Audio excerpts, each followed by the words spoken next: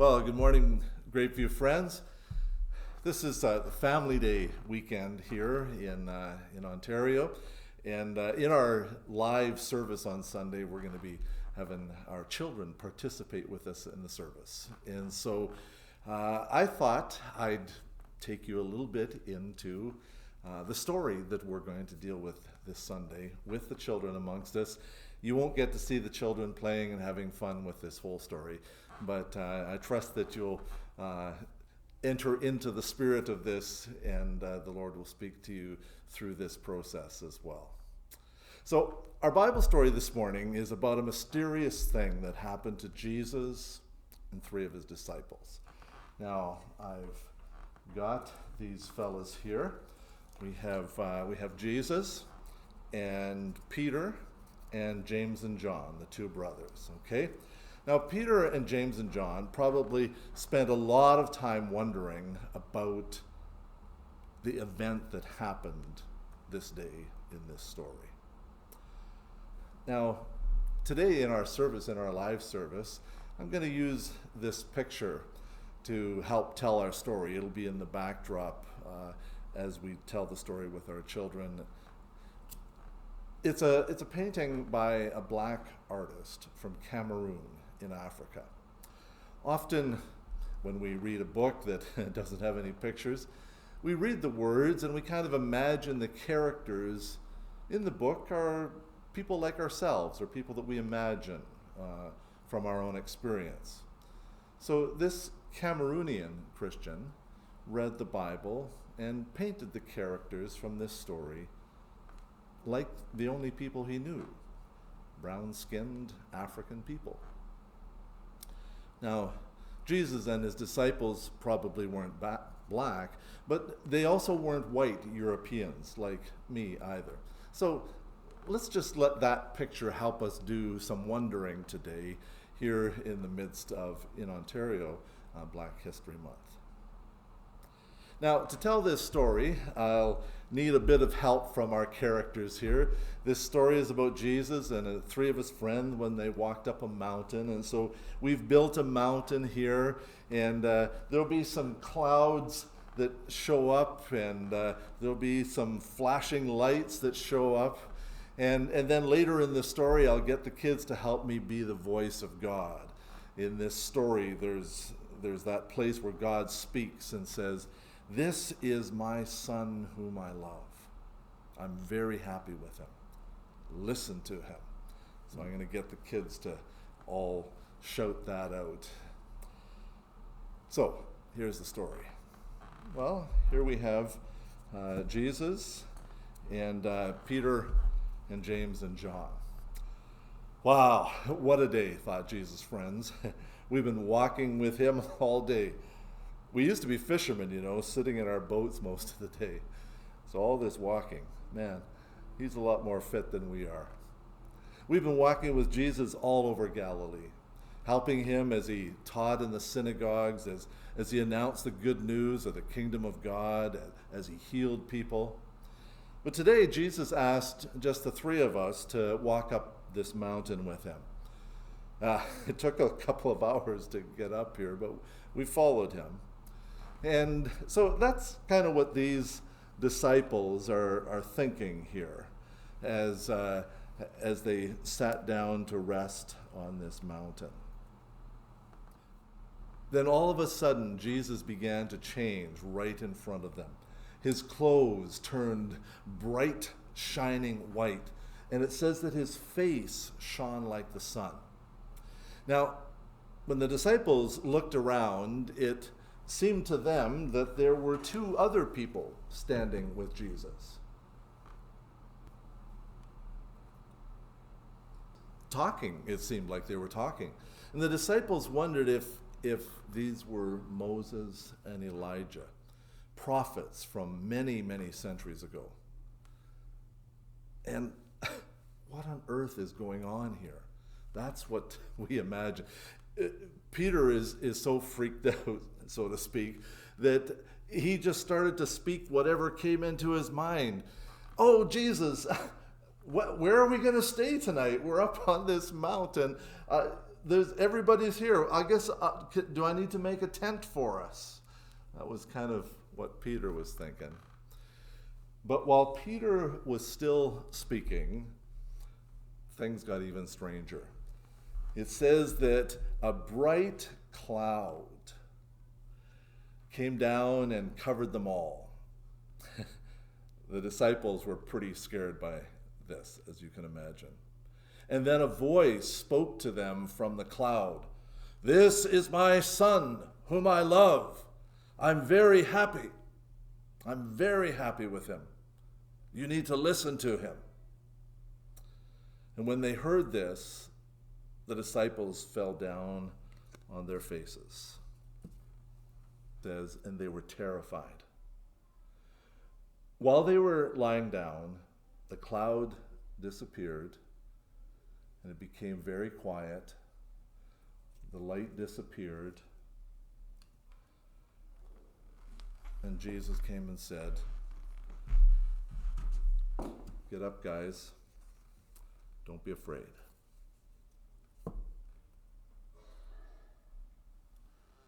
They looked around. There was no one else there. And Jesus just started to walk down the mountain. What? Jesus told them, don't tell anyone about what happened here, because they won't understand. What do you mean they won't understand? We don't even understand. I'm sure that's what Peter and James and John were thinking. John kept thinking about all that light, and God spoke from the light.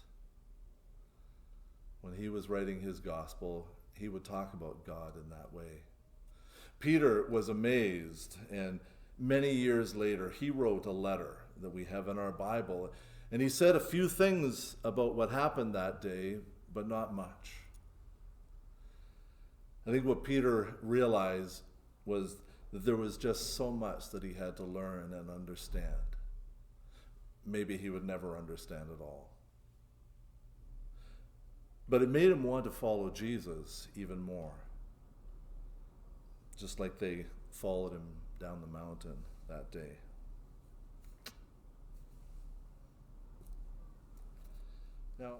Now, Peter, James, and John had an awesome, mysterious experience on the mountain that day. Jesus, the man that they had been following, had been transformed that day. Like he was actually letting God, the God side of himself, show through for the first time, so that they could see it.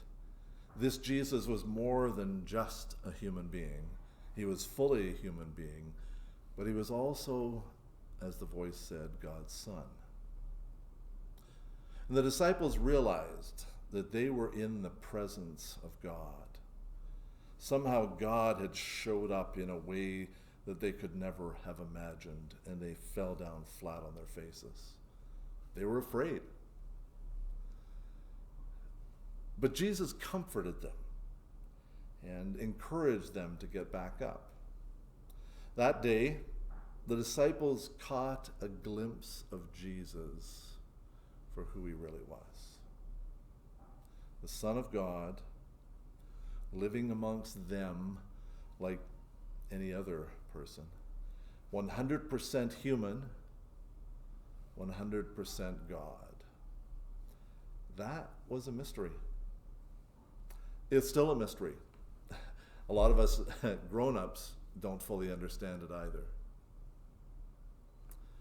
But how that works, they didn't understand, but they believed it because they had seen it. It made those disciples very certain, absolutely certain, that they were following the right person, this Jesus. So we wonder what the disciples felt on the mountain, what they experienced. Was there excitement, awesome? It says they were afraid, terrified is the word. A whole mix of emotions we can imagine.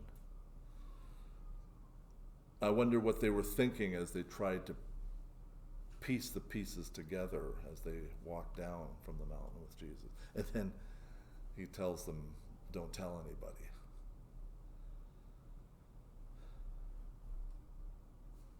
For most of us, the fact that Jesus came to earth in human form is a mystery.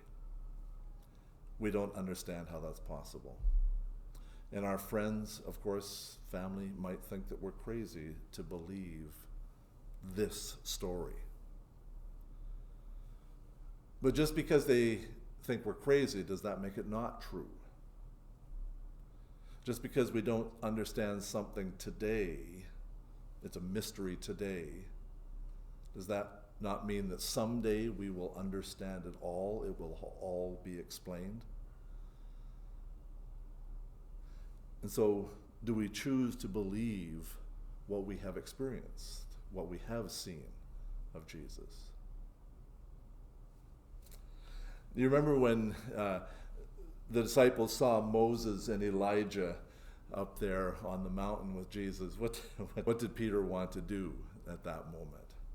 Well, he wanted to set up a campsite, apparently.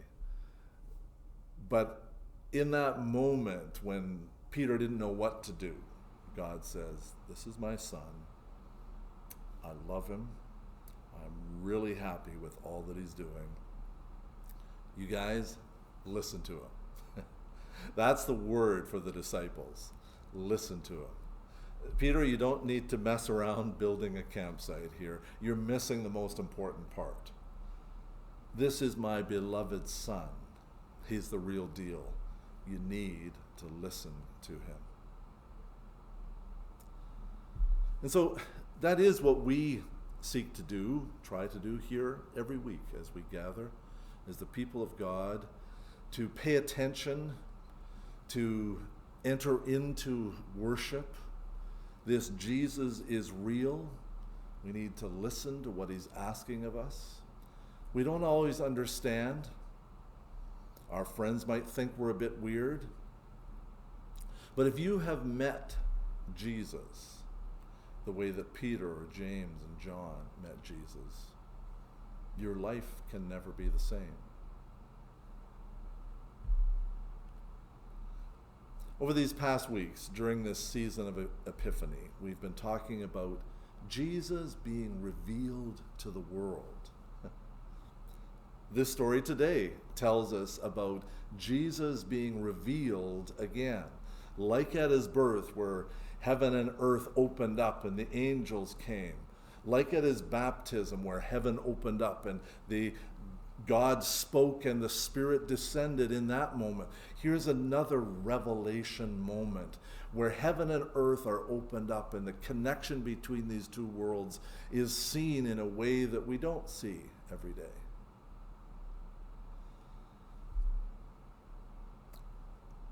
We've been looking at glimpses of what it means to be people of this kingdom, heaven and earth kind of kingdom. We are the people who reveal Jesus to the world these days.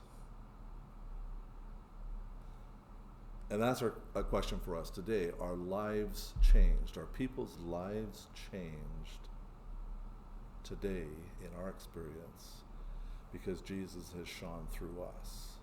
Because see, we who have entered into relationship with Christ, we are now the light of the world. Our first response to meeting God has to be worship. These guys fell down flat on their faces when they had this experience, awestruck by the wonder, the awesomeness, the glory of God. This was beyond anything they'd ever experienced in their lives. And that's the simple point of our story this morning for our children. We don't always understand what God is doing, but we are called to bow down at his feet and let this experience of meeting him change our lives. Our worship should do more than just give us warm feelings in our hearts. I think that's an important part of this story, is these disciples had an experience that they will never forget. But then they walked down the mountain. That experience of meeting God in this kind of mountaintop way, we say, should transform us to shine like the sun as we bring light and life to those around us. Our families, our neighbors, our co-workers should know that we have been to worship at the feet of the living God. Do they see in us the desire to listen? Worship is our moment to hear again as we gather as believers, to hear again the call to serve, the call to love, the call to give ourselves away. It's all about Jesus, and then it's all about what we will do and say because we have met him. This experience of seeing Jesus here radiant, talking to people who are long dead, the living God speaking. This experience, this body, this, we might say, this glorified picture, this body of Jesus on the mountain that day. If you read a little bit further, perhaps is a description of the resurrected body of Jesus that Mary would see in just a few weeks outside the empty grave. Because let's remember, when Jesus and the disciples walked down that mountain, they started walking towards Jerusalem. Jesus had already told his disciples a few days before, I'm going to be killed, but I'll come back to life again. When they came down this mountain, if you read in Matthew 17, again, Jesus tells his disciples, I'm going to be killed and come back to life after 3 days. When Jesus walked down that mountain with his disciples, he knew where he was going. And so, as we, over these next weeks then, begin to walk with Jesus towards the cross, towards the resurrection, we reflect. Just as these disciples encountered Jesus, God, in a way that they'd never experienced before, that gave them the strength for the days ahead. We know there was a lot more to the story. So join us in the weeks to come for this continued story of Jesus being revealed as God's Son to the whole world and what that would mean for us and for our world. Today we leave with a sense of mystery. We don't understand it all. If you're on our webpage here, you'll see the song we're going to sing on Sunday morning is The Great I Am. A song of just entering into who God is. We don't know exactly what to do with it, but this is who he is, and our lives are different because of it. So friends, this week, as you walk with the Lord, may your life reflect the encounters that you have had with the risen Lord. Take care, friends. We'll see you again.